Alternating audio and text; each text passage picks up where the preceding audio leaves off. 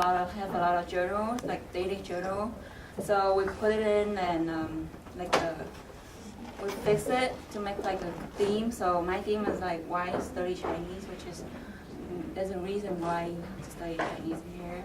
And in the book, there's a lot like I write a lot of articles, which is they're all in Chinese, and pictures that we have related to the in China. Yeah, in China, and we'll travel to many places like different places in the country and stuff. So yeah, so basically like every day we travel, we write a journal about that place, and then we just put it in the book. Yeah, basically that. Okay. My book's about the Chinese economic reforms since Deng Xiaoping did his open door reform policy, and the differences that you could see like by going to China from like my past 3 trips, and just seeing how the economic reforms actually could be seen like in everyday life in China. Mine's kind of what Meilan was. It's basically my own personal experience of studying Chinese and China and why. The first draft was 中国给我一个生活目的, which is China gave my life a purpose. And then I'm actually working on the next draft, which is just revised to say finding my purpose in China. And basically kind of the same, but it's going to be quite different in content once the full version's done. But it basically talks about how before I came here to study for my undergrad in history, I didn't know what to do with my life. I had no idea, no goals, no idea of what to do in my life. And I took a Chinese history class here, and that was it. Everything changed from that point. So I just became very infatuated with Chinese culture and language, and this includes my my first experiences with the class, and then also with the SLI, which gave me an excellent opportunity for learning the language.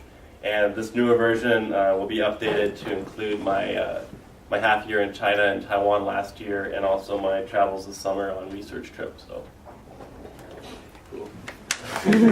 How much was that? How much is that? Yeah, They're cheap. I think like $7. $7. So the price is completely determined by themselves. If they want to make more money, make it more expensive.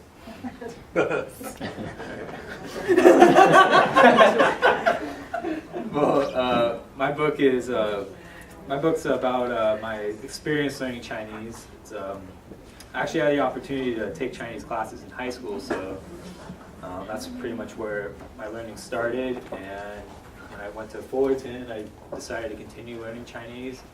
And then I found out about this program, so I joined it and I got in. And long story short, got to go to China, and my whole time learning Chinese, I've never been to China until this program. So pretty much it's building up to the point when we actually go to China.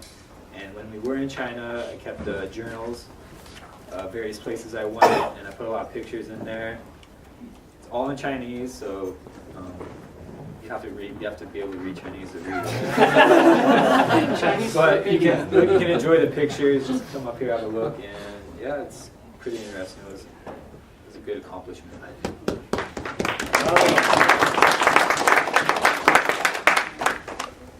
Hi. My name is Crystal Long, and my book's called Voluntary Exile.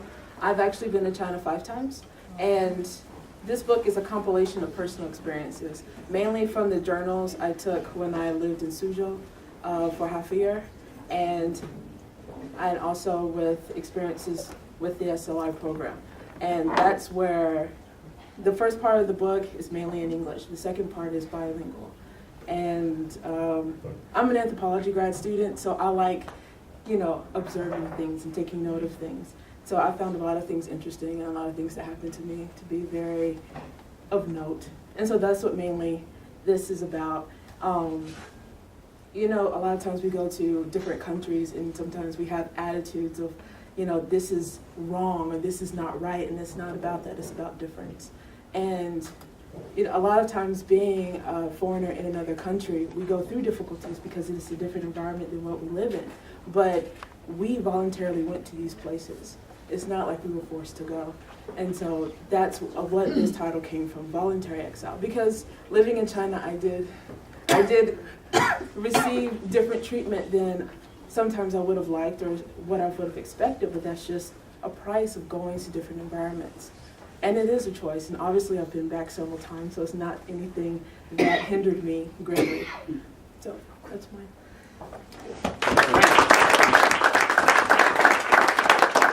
Question. What is the ISB number?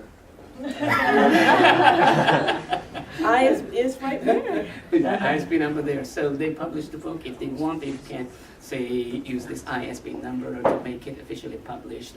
And actually, this is the product and also the process of learning.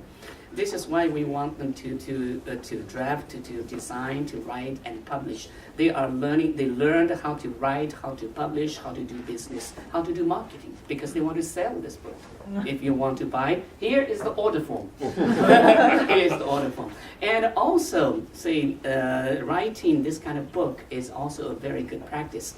Look at these two books. One is the Martial Arts Code, and the other is the book is A Journey to the East, not to the West. The Chinese famous writer wrote a book, A Journey to the West, and now he wrote A Journey to the East. I think all these guys are traveling to the East. And these two books are authored. These authors of these are winners of the first place and the second place of the Chinese speech test. It's easy for them. Why? Because they have already compiled this book. They wrote a lot about it, and they can talk about this. So that's there, and that's why they won.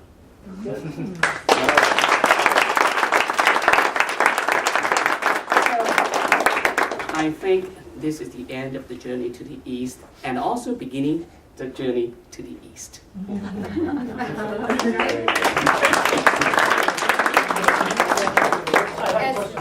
Okay, you have questions. I have a fan of Chinese.